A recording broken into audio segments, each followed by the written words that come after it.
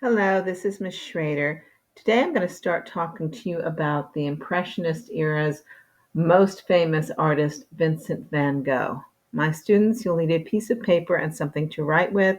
You're going to take notes, and then you're going to be giving me between 7 and 10 sentences about what you learned about Vincent van Gogh. Now, I'm going to start by mentioning that I'm actually going to be doing several videos on him simply because he has so much work and he is hugely famous. The painting that you're currently looking at is a self-portrait that he did in 1887. He was born in 1853 in the Netherlands, so he was Dutch, and died in 1890 in France.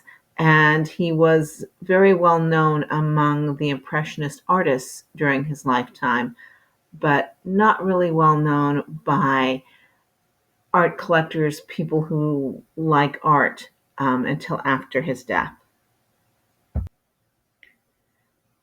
This is one of Van Gogh's famous paintings. It's called The Potato Eaters. It was done in 1885. It's oil on canvas. Today it is housed in the Van Gogh Museum in Amsterdam, Holland. He was very unusual because he's one of the early Impressionists who starts painting normal people. He said that he liked depicting peasants because they really were peasants. And he shows them to be ugly because he thought a lot of people are ugly. He's showing these peasants doing one of the simplest things that they can be doing, and that is eating their very simple dinner of potatoes. They don't look very attractive. They look dirty. For the most part, there is the one light source, the lamp, hanging over them, and you can see their faces from there. As I've mentioned, he didn't sell his paintings very well during his lifetime. They have sold well since then, but he considered this one of his best paintings. From 1886 to 1888, he tried his hand in Paris, which of course is a very expensive city to live in. But there were a lot of Impressionist artists there. He started spending time with a lot of them. He was influenced by them. He was painting a lot of the other paintings that were being done by other artists as well. This one is a bit different. This is the Les Moulins de Bleuté Fine, um, and it is one of the windmills that was in Paris at that time. Some of them are still there. And as a Dutchman, he was aware of the importance of windmills. One of the things I want you to notice is that with this particular painting, you get a lot of really straight lines. There's a little fence towards the front that is going straight up and down. You're looking at the windmill itself. It's got lots of straight lines to it as well.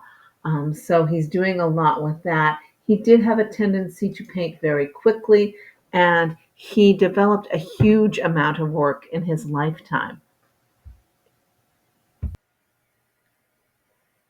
In 1888, he moved to a place called Arles. I hope I'm saying it correctly, which is in the south of France. He wanted to try and set up an artists' colony there, and he was encouraging other artists to come there. It was kind of exotic because it's in the south. It was very close to Africa, and so you get Africans coming over. There's mention of brothels and the adorable little Arlesans going to her first communion and things like that. Um, he was a very difficult man to live with. So a lot of the artists who came there to live with him found that one, he was never bothering to try and save money, so they often never had food. Two, he never did anything to keep the house clean, and so they would have to do that. All he was doing was painting. He's painting a huge amount of stuff, and he really gets his focus in on color. Now, the piece you're looking at, ironically enough, is quite famous. It's called The Bedroom in Arles, done in 1888. And this is his bedroom that he was sleeping in when he was staying there. And so you get an idea of the man is painting everything he sees, including what he sees in his bedroom, this very simple, quiet room. You can see that he's actually painting the paintings in the room as well.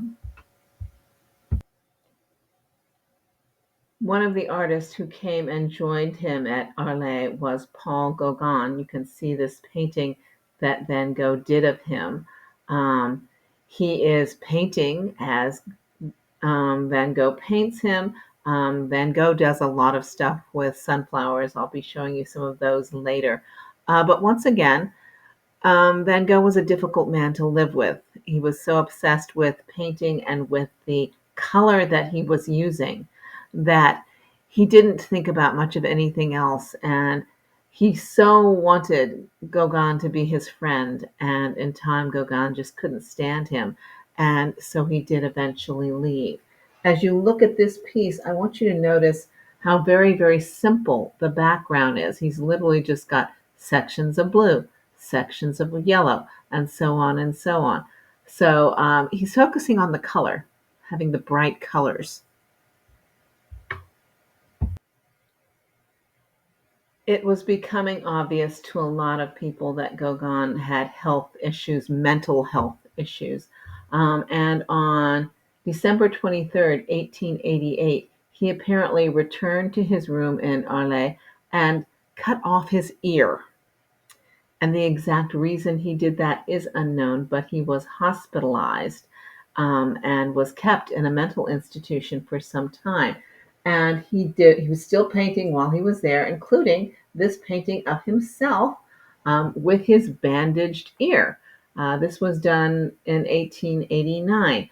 One of the things I want you to notice, because this is something he's famous for, is the constantly showing of the brush marks. You can see the brush marks of paint.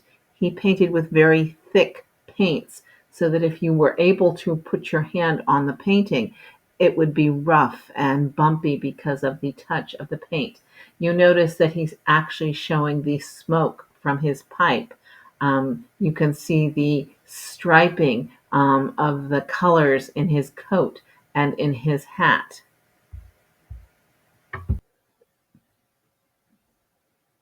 Gauguin was placed in the St. Paul de Mausole asylum in May of 1889, and he stayed there for about a year. Um, it was obvious to people that he was mentally unwell. Exactly what was wrong with him to this very day is still debated. There's been discussion of schizophrenia, bipolar disease, various different things. He did a lot of his most famous works while he was there. This piece is not one of his most famous, but I chose it because of its simplicity. This is called Two Peasant Women Digging in a Snow-Covered Field at Sunrise. And the simplicity of it. And remember, he had a real need for the color. So notice the brush marks in the sky, the brush marks in the ground, the brush marks in the ladies' skirts, lots of color in the sky. Definitely not usual color being shown. In May of 1890, he moved to the Saint Remy institution, which is near Paris. It's in Auvers-sur-Oise. I'm probably saying all of these things wrong. So it's in a suburb of Paris because the doctor who was there, Dr. Paul Gachet, was someone he really, really liked. During this time, he actually had some art exhibits in Paris and was declared to be a genius artistically. And he is still obsessively painting during this time. The piece you're looking at is one of his more famous pieces from the period, the church at Auvers. But he was hearing voices. He was definitely still mentally ill. On the 27th of July, 1890, at the age of 37, he was out in an apple orchard, apparently planning to do some painting, and he shot himself in the chest with a revolver, causing his death. Um, And as I say, they have spent years trying to figure out exactly what was mentally wrong with him. Van Gogh is one of the most famous artists of history today. You can find lots of memes about him. If you had been traveling down Jefferson Boulevard, until recently, they've had an immersion exhibit on Van Gogh. You can buy all kinds of products that have Van Gogh pieces on them. You can buy lots of prints of Van Gogh work. So he's enormously popular. All right, my students, you are giving me between 7 and 10 sentences about what you've learned about Vincent van Gogh. Thank you.